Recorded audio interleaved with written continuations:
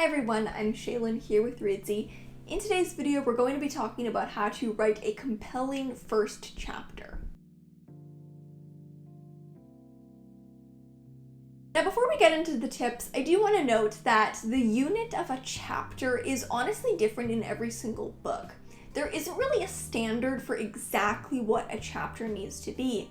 Chapters are a way of subdividing your novel into more readable parts, but typically anytime you're writing a novel, you kind of need to decide how chapters work in your book and what chapters mean.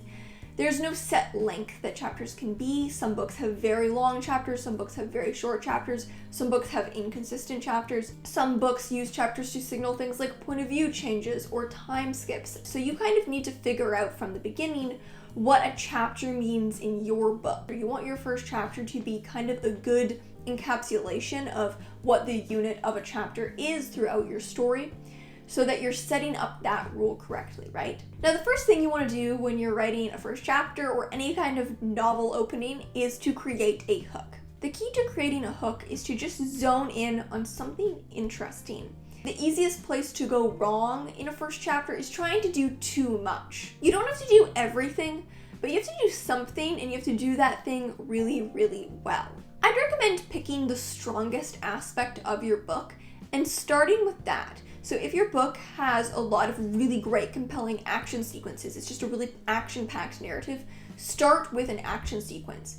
If you're writing more of a humorous book and the humor is really a selling point, start with something funny. If it's a really character-driven kind of character study, then you want to start with a moment that shows off why your character is someone we want to be following. If you're writing a fantasy book set in a really interesting world, you might want your first scene to be something that shows off a really interesting, unique aspect of your world. Pick the strongest aspect of your book overall and showcase that in the first scene. Tip number 2 is to start where the story gets interesting.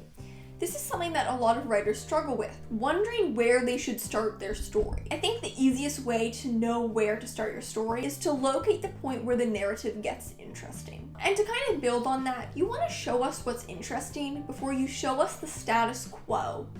A lot of writers have the impulse to include a chapter or even several chapters that set up their characters' day-to-day life, showing us their daily routine, showing them going to work, and sure, there might be some internal conflict, but at this point the story has not gone interesting yet.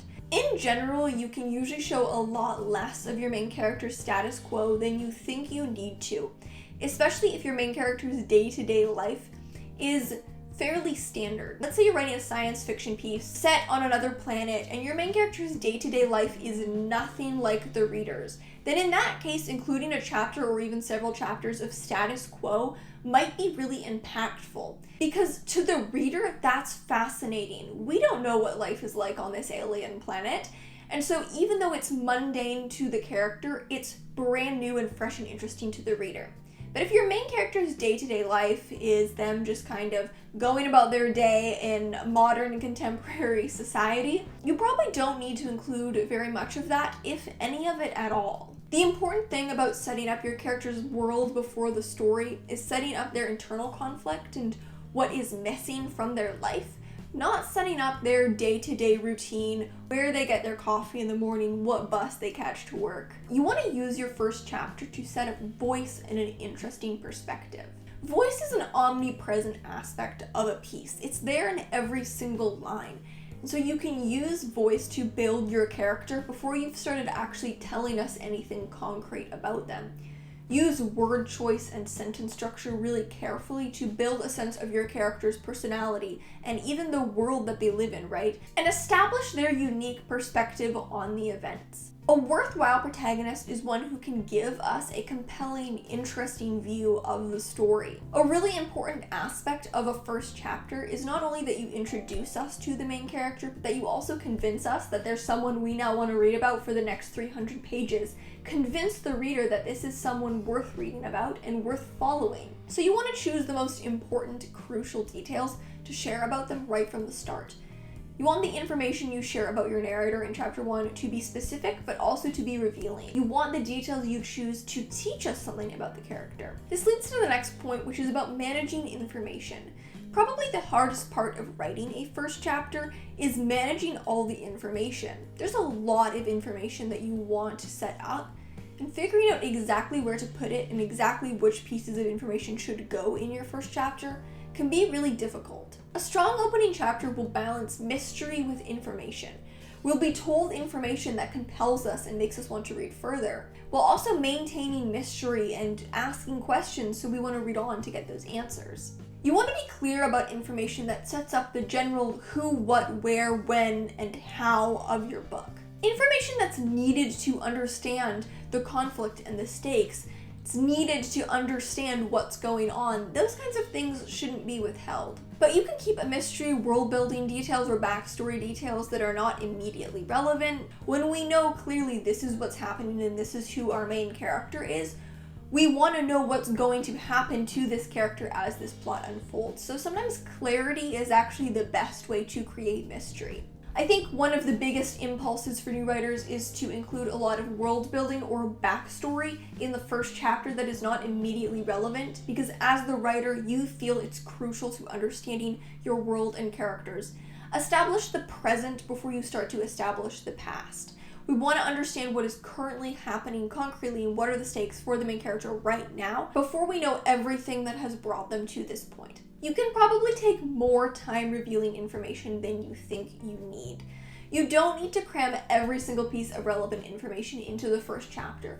Give the information in your story time to breathe. You might even find yourself burning your story out if you reveal everything too quickly and you don't have information to carry or flesh out later plot points. Probably the biggest impulse of new writers is to include way too much in a first chapter. So try to resist that impulse and just set up what's crucial to the events currently happening. In your first chapter, you can also start to subtly hint at the themes. If you're familiar with the Save the Cat plot structure, there's a beat very, very early in this plot structure called Themes Stated.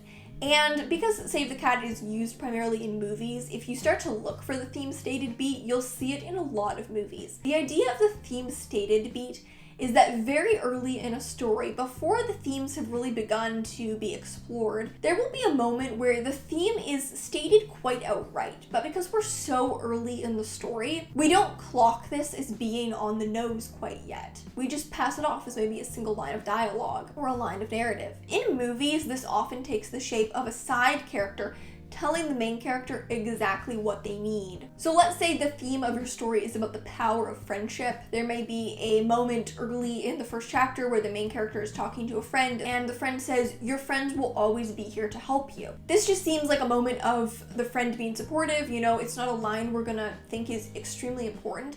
But looking back at it later on, we can see that that was actually the theme of the story. Though this is not a necessary part of a first chapter, if you're writing work where it's very theme heavy, or even if you just want to start setting up the themes now, you can start to subtly hint at your themes. And sometimes the way you subtly hint at your theme is by stating the theme, but the character doesn't know that that's the theme yet. They don't know that this is important yet. And it's only much later that we can look back and go, that was the theme that was being set up back in chapter 1.